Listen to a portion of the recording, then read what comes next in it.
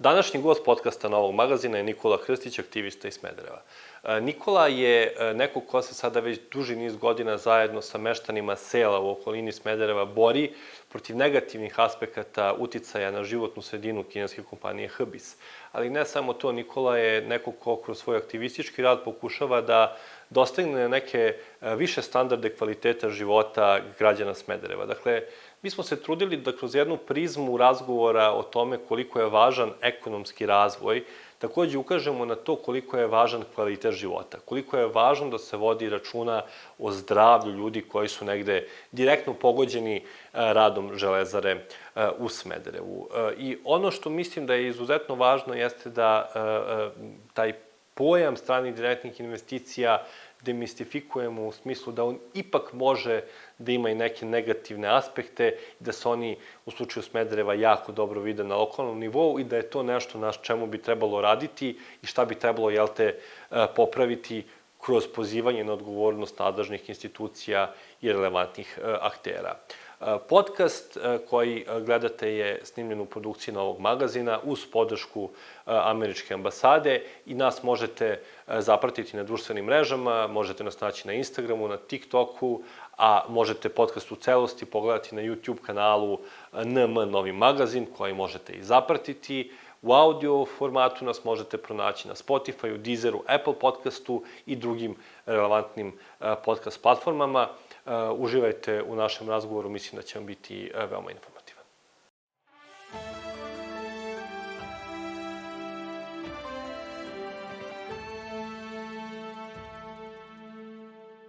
Nikola, dobrodošao u podcast Razumeti čelično prijateljstvo. Drago mi je da si danas sa nama.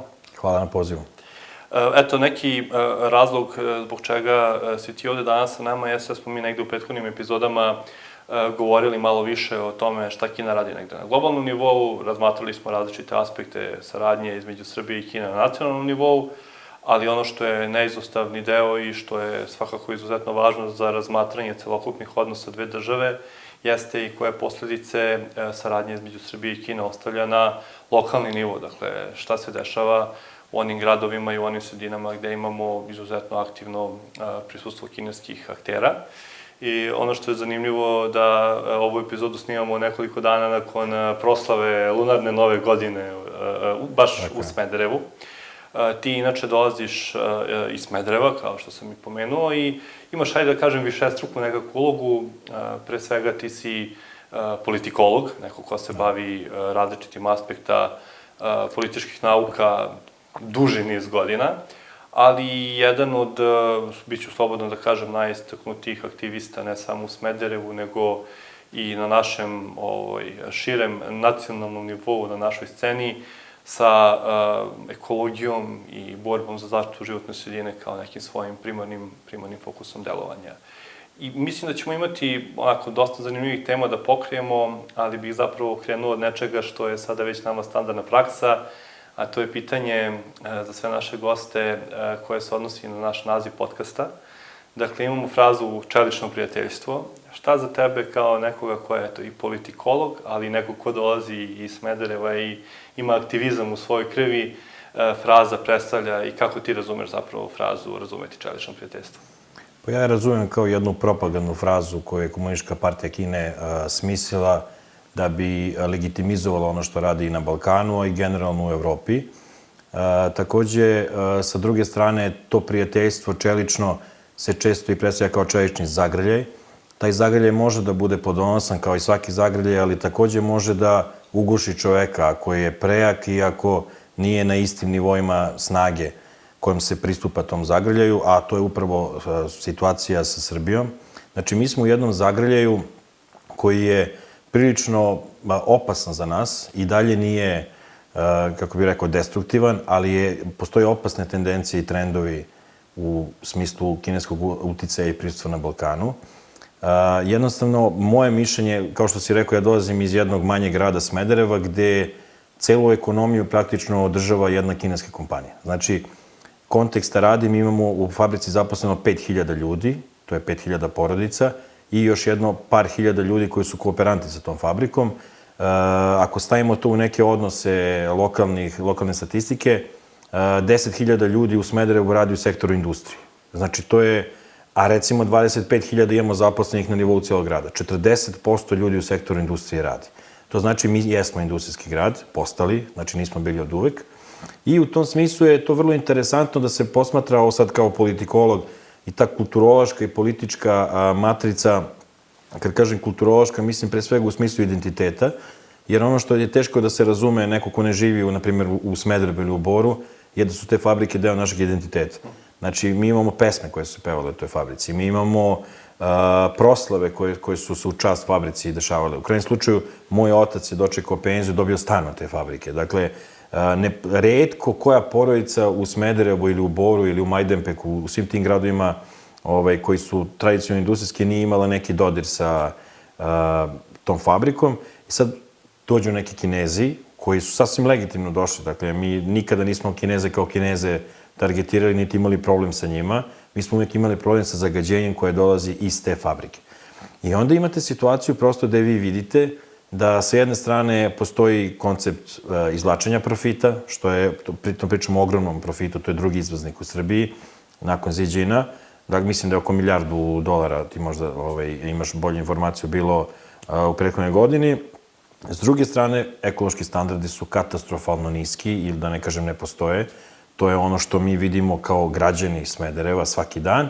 I s treće strane, što ja mislim da je glavna komponenta cele priče, to je odnos države prema tom pitanju, a on je takav da se dozvoljava kršenje zakona, kršenje ustava, da im se gleda kroz prste, inspekcija kada izađe, ako uopšte uspe da uđe u fabriku, jer oni skoro i da ne mogu da uđe u fabriku, završava se na tim nekim usmenim pretnjama, dakle kazna do sad nikad nije napisana za 8 godina, čak ni neka simbolička, a ta simbolična kazna bi bila, na primjer, 3 miliona dinara, koja je maksimalna kazna za privredni prestup. Ne može više, čak ni to nikad nije napisano.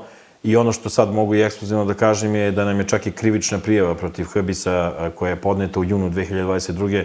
odbijena pre nekih par dana, nakon, eto koliko, 19-20 meseci, sa objašnjenjem da nema baš tog zagađenja o kojem mi pričamo, iako smo imali krivičnu prijavu na 60 strana sa nebrojeno veštaka, profesora sa medicinskog fakulteta, meteorologa, ljudi koji se bave ozbiljno životnom sredinom. Prosto tužilac je odlučio da odbaci u samoj istražnoj fazi, dakle nismo ni stigli do suda. Dobro, mislim da si dao jedan veoma dobar pregled onoga šta se dešava i razni aspekti koje si pomenuo vrede, dakle, jedno dublje ispitivanje i razgovarat ćemo mi o tome. Ajde samo da za početak napravimo jedan korak unazad i da se vratimo negde na 2016. godinu. Nekoliko stvari oko same kupovine Železare, ili da budemo precizni, oko same kupovine imovine Železare, su bile posledica jednog sleda okolnosti gde je država Srbije, odnosno vlada Republike Srbije, 4 godine pokušavala da pronađe partnera, ali ono zapravo što sam hteo da tebe pitam, a negde si zagrebao tu temu, jeste značaj koji Železara ima za samu Smederevo. Ali bih volio takođe da napravimo jednu paralelu između onoga šta je bilo, dakle, pre svega u nekom periodu privatizacije, početkom 2000-ih do 2012. kada je Železara bila pod upravom US Steel-a, i onda u ovom periodu stagnacije, i onda od 2016. godine. Kako se menjao odnos Železare prema građanima Smedereva, kako se menjao odnos poslodavaca, odnosno oni koji su upravljali Železarom, prema građanima Smedereva, i šta to čini ovaj period od 2016. godine drugačijim u odnosu na ono što je bilo pre toga?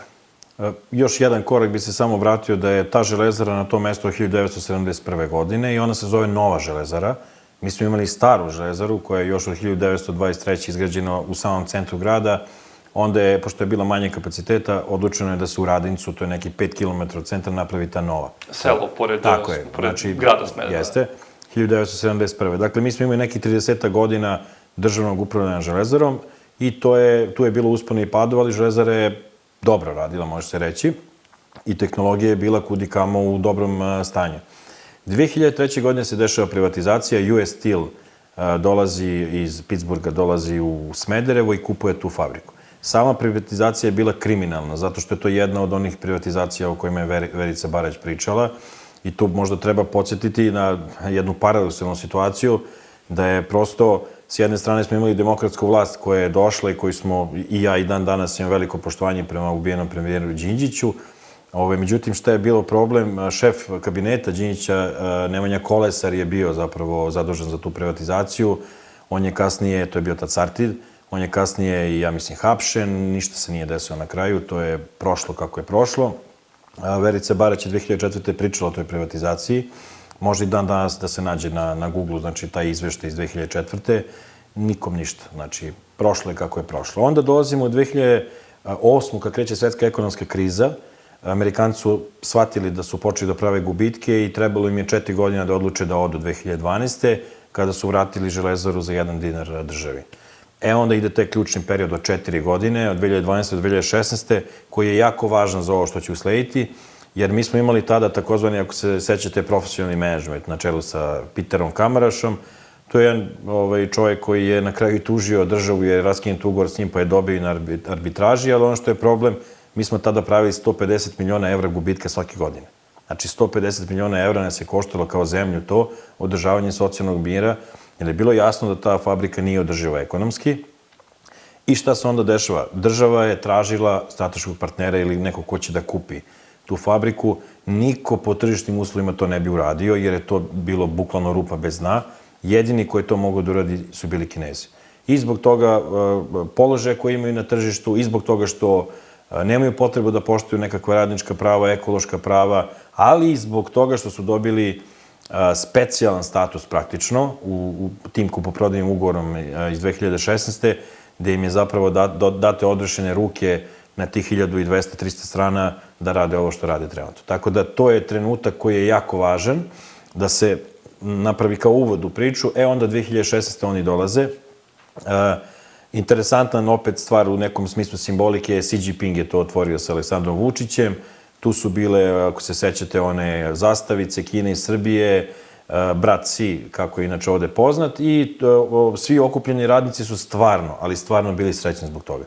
I verujem da su ljudi u Smederevu bili srećni, jer je ipak pre toga grad, kako bih rekao, kad se zatvori takav gigant, a cela ekonomija zavisi od njega, to se odrazi na sekundarni sektor, na, ne znam, pekare, restorane, kafiće, butike, prosto svi su vezani u tom lancu.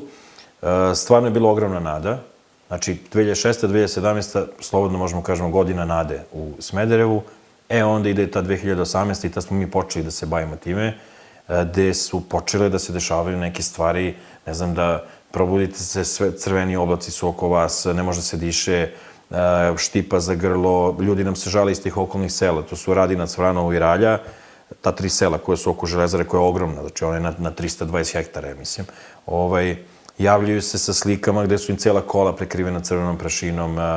Mislim, jedna katastrofalna situacija i to je moment gde mi shvatamo da imamo ozbiljan problem, jer oni su digli toliko proizvodnju, rade puno parom, mi s druge strane imamo situaciju ekološka katastrofa, a radnička prava onaka kakva jesu, znači 45.000 plata u tom momentu dinara, znači oko 400 evra, uglavnom su i prijavljeni preko trećih lica, znači nemaju nikakva prava neka značajna, i to je moment zapravo gde smo mi shvatili da imamo problem. Baš veliki problem, jer smo shvatili zapravo da oni imaju odrešene ruke od države. Hajde još malo samo pogledamo taj tranzicioni period. Ono što je meni bilo zanimljivo kada sam prvi put se sreo sa samim ugovorom, faktički Železara Smederevo nije prodata kao pravni subjekat, kao privredno pravni subjekat, prodata je imovina Železare Smederevo. I ako pogledate, ne znam, listu dužnika Elektroprivredi Srbije, tamo na vrhu i dalje je negde Železara Smederevo, pri vrhu i dalje. 45 miliona evra duguje, na primjer, za struju. I sad ima jedna interesantna stvar vezana za te neke pravne zavrzlame. Dakle, Železara Smederevo i dalje postoji. Prosto ona je u stečaju, pred likvidacijom, ali i dalje postoji. Ja mislim da ima 3 zaposlenih ili tako nešto. I susreli smo se sa tim pitanjem, kad smo pokrenuli pitanje otpadne šljake. Postoje neka brda ogromna koja su pored Dunava deponovana, 600 metara sa 300 metara, visine 20. To je otpadna šljaka, to je nus produkt iz proizvodnje. Mi smo opravdano smatrali da to nije mesto tu pored Dunava, u sred njive, na najplodnijoj zemlji, i kad smo malo zagrebali odakle to tu, tad smo imali sastanak sa Habisom, prvi i jedini put. Kada je to bilo? To je bilo 2019. godine, ako se ne varam.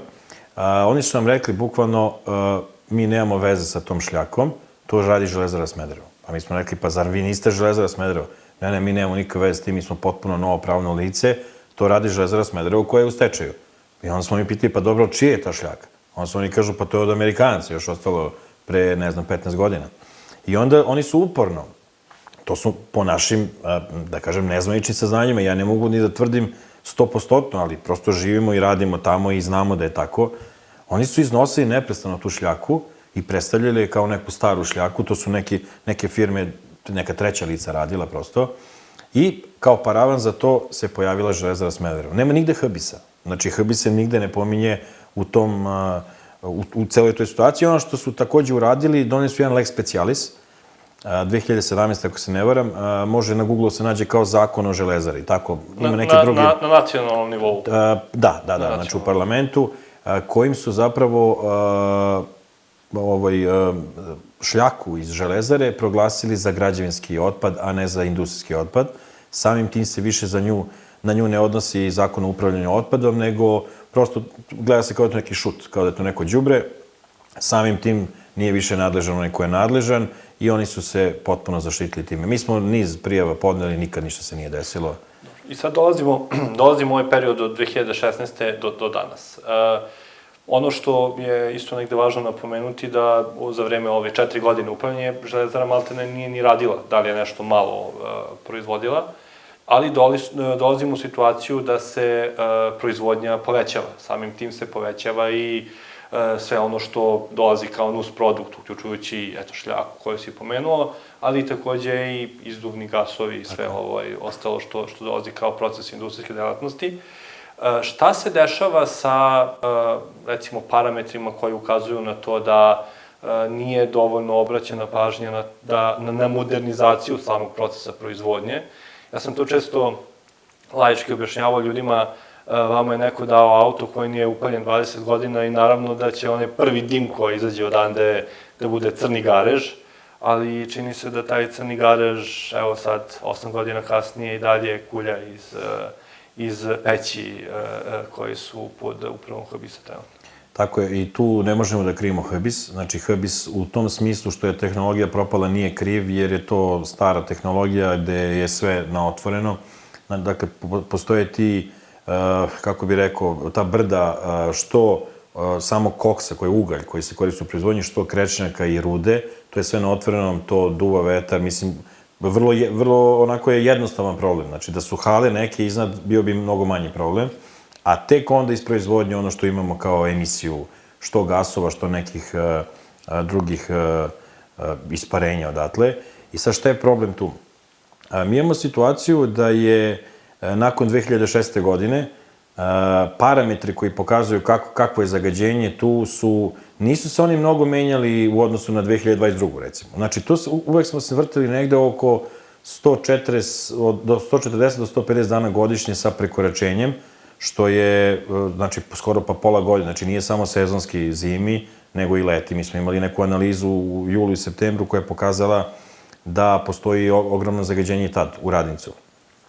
E sad, postoji ovaj ekološki, odnosno ekonomski aspekt cele priče, a on se odnosi na to da su oni podigli proizvodnju i samim tim vi imate ljude koji su zadovoljni zbog toga. Znate za te poslovice iz Bora i Smedereva kad kažu dok se dimi dobro je. Znači da je dobro, da radi, problem je kad stane.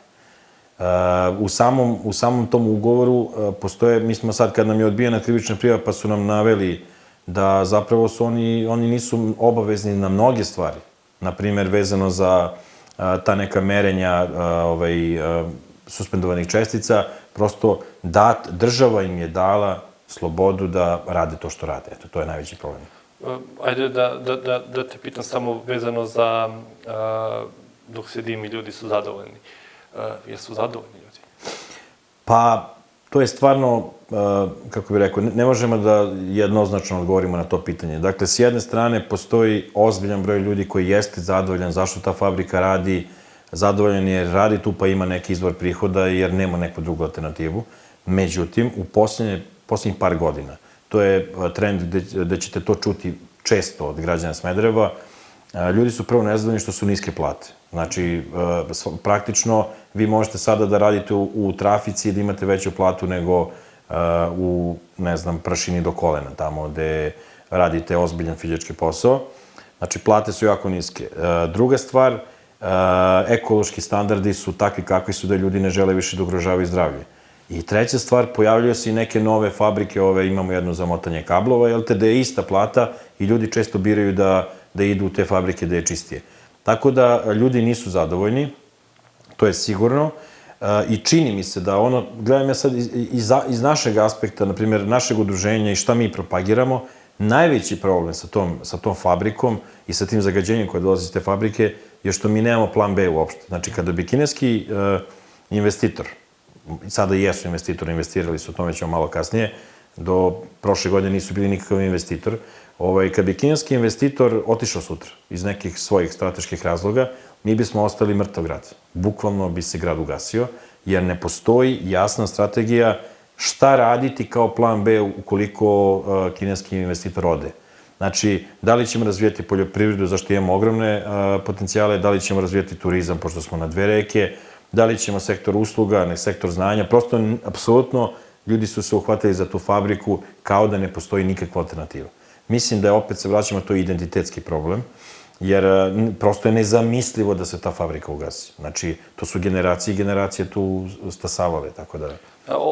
Ono što meni bilo zanimljivo jeste, a ovde možeš malo da staviš svoju politikološku kapu, čini se da je, ajde da stavimo u jedan, mada je to vrlo teško uraditi, jedan ograničeni prostor, jedna od javnih politika, odnosno jedna od ciljeva naših javnih politika, pospešivanje tog ekonomskog razvoja. I čini se da sve ostalo pada na drugo, treće i sva ostala mesta, dokle god mi imamo neke pozitivne ekonomske indikatore. I može se reći da je za Smederevo bilo, ajde, vraćamo se na 2016. pozitivno što će grad da se u jednoj meri revitalizuje, ali ono na što sam ja nailazio u nekim izveštajima jesu obećanja da će se uložiti dodatno u izgradnju novih kapaciteta koji će biti više ekološki prihvatljivi, podređenih postrojenja koje će uticati na to da zagađenje budu na nižem nivou. Da li se to desilo? Da li se nešto promenilo u smislu odgovornosti, ako ne samog vlasnika, dakle, postrojenja, dakle, Hrbisa, nego od strane države Srbije? Da li su postojale bilo kakve indicije da država Srbija vrši bilo kakav pritisak na kompaniju da se uklopi u nešto što bi bili prihvatljivi standardi uticaja na životnu sredinu u Smederevu? Desilo se, 2 stvari važne su se desile. Jedna stvar je, desila se ta investicija u novi pogon aglomeracije u Železari. Mi ne znamo tačno koliko je tu investirano novca, oni kažu čak nekoliko stotina miliona, mi sumnjamo da je toliko, ali zaista se jeste izgradila ta nova aglomeracija koja je bila jedan od većih problema u Železari. To se uradilo 2022. pušteno u rad. To su oni nama obećali još na tom prvom sastanku da će da se desi 2020. pa je 2 godine kasnilo. Tako da to je pozitivan indikator. I merenja u 2023. na toj mernoj stanici Radinac pokazuju značajan pad zagađenja.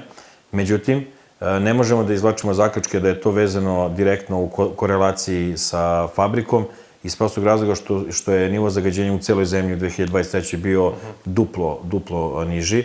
Tako da moramo da sačekamo neki ipak vremenski period da bismo izvlačili takve zaključke. Znači, svuda je bilo, zbog vjerojatno meteoroloških uslova, niže zagađenje u 2023. Sad već u 2024. imamo jako loše parametre u januaru, tako da vidjet ćemo šta će pokazati ova godina.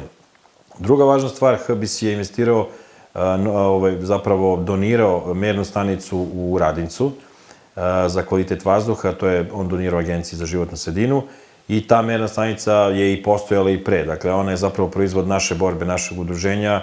Kad smo blokirali fabriku i put, onda su nam ispunili samo jedan zahtev da puste tu stanicu u rad.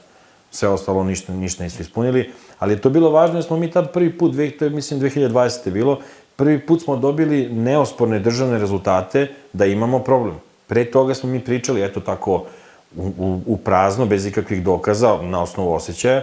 Tada smo dobili iz državnog monitoringa informacije i onda smo odlučili da podnesemo krivičnu prijavu, jer smo s jedne strane imali državni monitoring kvaliteta vazduha, s druge strane medicinsku dokumentaciju meštana, imali smo 10 porodica uključeno u krivičnu prijavu i s treće strane smo imali ono što prosto vidimo svaki dan, imamo snimke i fotografije ekološke katastrofe. Podneli smo krivičnu prijavu u junu 2022. godine, danas je februar 2024. Ona je odbijena pre nekoliko dana. Znači, jednostavno, shvatili smo da institucionalno je nemoguće zaštiti svoja prava kad se tiče kineskih kompanija, jer one imaju praktično zaštitu od naše države. I ja često kažem da se oni ponašaju kao smo mi kineske provincije ovde, jedna potpuna zaštita. Znači, sve je podređeno time da oni izvuku profit na uštrb, ako je potrebno, i ljudskih života. Imali smo slučaj u Smederevu prošle godine da je mlad dečko poginuo na kranu. Jednostavno, ono što su moje neformalna saznanja, volio bi da me neko demantuje, a ta saznanja imam zato što nam se javila najuža porodica tog čoveka. Jednostavno su sve pokušali da zataškaju, pripretili su svim ostalim ljudima i odmah su im dali nekakav bonus od 10.000 dinara da bi se ćutalo. Sad vi zamislite koliko vredi život u toj fabrici i koliko oni zapravo nas posmatraju kao, ali zaista kao neku plemensku zajednicu. Ono što je trend da imat ćemo u narednim epizodama prilike da razgovaramo i sa ljudima iz Bora i verovatno i iz Renjanina, jeste da nedostatak odgovornosti za neke stvari je očigledan. Nije sporno da se u industrijskom gradu desi određen nivo zagađenja. Nije sporno da kao i u svakoj opasnoj delatnosti, a teška industrija potpada pod kategoriju opasne delatnosti, se bezbednost na radu ponekad prekrši i da dolazi do manje ili više teških nesrećnih slučajeva. Ono što jeste sporno jeste odgovornost koju neko preuzme ili ne preuzme i procesi koji to prate da bi se takve stvari predupredile i u budućnosti. To je neki zaključak koji se najčešće vezuje za institucije, dakle, one koje bi tu odgovornost mogle da preuzmu. Vi kao udruženje, dakle, Pokret Sređava, sada već dug niz godina vodite borbu za bolje Smederevo, faktički, za čistije Smederevo. Mislim da je to važno napomenuti, ti si to rekao, ali važno je podvući, vi ne vodite borbu protiv kompanije zato što je ona iz Kine, niti vodite borbu protiv ljudi koji su tamo zaposleni. Vi vodite borbu za sredinu u kojoj je život bolji.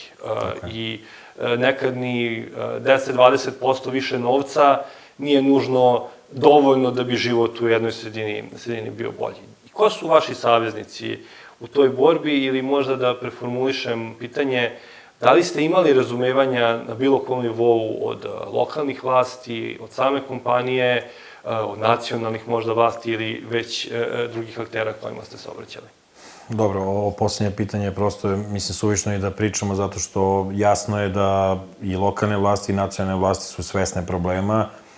Čak i naš bivši gradonačelnik iz sela Vranovo, tu on je, bukvalno čovjek živi na kapiji Železare, i znamo da je on sam zapravo i podržavao naše aktivnosti u smislu ovako da je razumeo o čemu mi pričamo, ali u razgovoru s njima, sa, da kažem, donosiocima odluka, oni uvek kažu, a znate vi da je to neka viša politika. Tu istu situaciju smo imali od nekih ljudi iz pravnog sistema, gde kažu da su im ruke vezane praktično, i da ovo nije uopšte pitanje više prava ili institucije Srbije, da je ovo pitanje nekih globalnih odnosa koji su mnogo iznad nas, da smo mi zapravo tu neka vrsta kusura i neka vrsta, kako bih rekao, žrtvenog jagnjeta, zato što je Kina napravila veliki upliv na Balkan. Kad je u pitanju ko su nam saveznici, građani, sigurno. Znači, meštani, pre svega tih sela, i to bi volio da se shvati da to nisu sela kao što imali smo situaciju, na primjer, kad je Rio Tinto tema, gde su meštani opravdano i protestovali, opravdano su protiv tog rudnika, mi imamo situaciju da su to ipak neka sela sa nekoliko stotina ljudi. Mi ovde imamo ogromna sela, znači Radinac ima 5.500 ljudi, Vranovo 3.500, Ralja 2.500. To je, samo oko fabrike imamo 10.000 ljudi na samoj žici. Znači 10.000 ljudi je ogroman broj, plus 100.000 ljudi ceo grad ugrožen. Znači pričamo o jednoj velikoj populaciji i vi ako uzmete podatke, mi smo dobili iz Doma zdravlja podatke o stanju zdravlja građana, dobili smo taj podatak koji je bio onako frapantan prilično, da je 2010. godine u Smederevu bilo 1780 aktivnih slučajeva malignih bolesti. To je negde 1,5-1,7% stanovništva. 2020. godine smo imali 6860, to je negde 6-7% stanovništva. imam podatke da je u Boru čak i 8%. Kad sam te stvari iznosio i nekim ljudima sa kojima sam pričao van Srbije, pošto sam skoro bio i u Ujedinjenim nacijama povodom ove situacije, sam tamo držao govor pred Komitetom za ekologiju, a ljudi mi stvarno nisu verovali. Ja sam morao ljudima da pokazujem te papire. Prosto ne može čovek ozbiljan da shvati da je 8 od 100 ljudi u nekoj prostoriji ima neki aktivni slučaj maligne bolesti. To prosto nije prihvatljivo. Znači, jednostavno, jer ja imam malo dete i ja živim u tom gradu, da se vratimo na početak, odakle mi uopšte u borbi protiv zagađenja, pa nije to zato što nama, eto, estetski smeta neka prašina, pa sad ja hoću da bude čisto, znači, ne radi se uopšte o estetici, radi se o zdravlju. I to je ono što mi stalno ponavljamo, što se tiče nas, nebitno je da li je to američki ili kineski investitor, što se mene lično tiče, važno je da nema niko pravo da me truje u sopstvenoj zemlji, mene i moju porodicu, a truju nas. I ja vidim prosto da država to toleriše i osjećamo se nezaštićeno. Ne vidim uopšte način kako možemo uopšte da pružimo nadu tim ljudima, tim meštanima. Eto, oni su u krivičnoj prijavi. Sad zamislite kako se oni osjećaju kad jednostavno neko rekao da oni lažu da ima zagađenje. A ti ljudi ne izlaze iz kuće, zatvaraju se zbog raznih gasova, prašine. Deca im ne dolaze. Imate nebrojeno primjera da uopšte unuci i deca im ne dolaze tu, jer, kako bih rekao, dete ne sme ništa da pipne napolje, odmah je sve masno i crveno. Tako da sad ti ljudi su ispali da su lažovi. Mislim, teško je pričati o nekim drugim stvarima koje nisu vezane za ovo o čemu si upravo govorio, jer na kraju šta je veća vrhovna vrednost nego ljudski život, ali još neki aspekti koji su meni važni da bismo razumeli način na koji na lokalnom nivou možemo da vidimo negde prisustvo velikog aktera i dakle negde rezultate saradnje sa tim akterom jeste taj neki kulturni uticaj koji saradnje sa tim ima. Ja pretpostavljam da nisi mogao da očekuješ pre 10 godina da će vaš grad zvanično slaviti lunarnu novu godinu kao što je to urađeno pre nekoliko dana, što nije nužno ništa loše, dakle radi se o nekoj kulturnoj saradnji, to je sasvim legitimna stvar, ali definitivno pokazuje sve veći društveni uticaj koji prisustvo takvog aktera ima na lokalnu zajednicu. Postoji jedan broj kineskih radnika koji je zaposlen u kompaniji. Da li se osjeća na lokalnom nivou taj društveni uticaj zapravo kineske kompanije ili države Kine, da ne kažemo kineske komunističke partije, jer smo imali i izveštaje da i kineski policajci dolaze u Smederevo, pa da će oni biti imamo ih već na ulicama. Glorifikovani prevodioci bez nekih ovlašćenja. Volio bih malo da popričamo još pred sam kraj o tom kulturnom aspektu i uticaju koji, eto, je kroz saradnju dve države, a prisustvo konkretnog aktera očigledan manje ili više na jednu lokalnu zajednicu. Ono što je interesantno, vi možete da vidite kineske patrole koje idu zajedno sa patrolom srpske policije. Oni nemaju oružje, znači nisu naoružani, ali imaju značku da su policija. Nije jasno tačno, pretpostavljam da postoji zakonski okvir odakle oni tu, ali nije jasno šta oni tačno tu rade. I iskreno, meni tu uopšte nije simpatična pojava, jer dovodi se u pitanje uopšte suverenitet ove zemlje. Zamislite američkog policajca koji ide sa našim policajcima i patrolira mojim gradovima. Meni bi to bilo podjednako bizarno. S druge strane, vi imate kineske radnike. Mi smo od policije dobili zvanično koliko je kineskih državljana bilo u 2022. To je bilo 2022. Bilo ih je negde nešto manje od 1000. To nije veliki broj ako se uporedi sa Borom i sa Majdanpekom, da je znatno veći broj, ali ono što je interesantno, oni su getoizovani, znači ušli smo jednom u taj kamp, to su praktično kontejneri u kojima oni žive, prosto uslovi u kojima se živi nisu baš zadovoljavajući, ali jednostavno to je praksa u svim tim kineskim kompanijama, ali ono što je meni jako interesantno da menadžment te kompanije uopšte ne žive u tim kontejnerima, nego u najluksuznijem delu Smedereva, pored Dunava, u vilama, tako da je taj koncept malo jednakosti komunizma, čini mi se tu nisu ispoštovali to. Ono što možemo svakako negde da zaključimo pred sam kraj jeste da se globalne politike ili ono o čemu si ti negde pričao odnosi na tom nekom nivou koji je čak iznad nacionalnog, definitivno osjećaju i na lokalu. I činjenica je da je potrebno negde osvetliti stvari koje nisu kako treba, odnosno stvari na kojima se mora raditi da bi bile bolje. Smederevo je istorijski grad, Smederevo je važan grad i za Smederevo su se vezivali neki od naših istorijskih i vladara i ljudi koji su bili opisivani i kao zmajevi i kao definitivno borci. I ono što vi radite u Smederevu jeste borba za bolje Smederevo. Ja se nadam da ćete imati sve više i više saboraca u tom poduhvatu, zarad zdravlja i tvog deteta i zarad zdravlja dece u vašem gradu, da ćete imati mogućnosti obezbeđivanja egzistencije u ovom ekonomskom aspektu, jer naravno da svi želimo da nam ekonomija cveta, ali ne po cenu zdravlja ljudi koji u tim sredinama žive. I nadam se da će ljudi koji su odgledali naš razgovor u prethodnih 30 minuta videti zašto je vaša borba važna. I ja se samo nadam da nećete izgubiti elan, iako definitivno nailazite na prepreke i po neku izgubljenu bitku, ali kao što smo pominjali nekoliko izreka da završimo i sa jednom, možda ste izgubili bitku, ali vaš rat i dalje traje i nadam se da će da neke od stvari koje vi radite rezultovati u pozitivnom smislu za građane Smedereva i okolnih sela. Nikola, hvala ti puno. Bilo mi je zadovoljstvo da razgovaram sa tobom i nadam se da sledeći put kada budemo imali priliku da govorimo o ovoj temi da ćete disati malo bolje. Hvala puno na pozivu.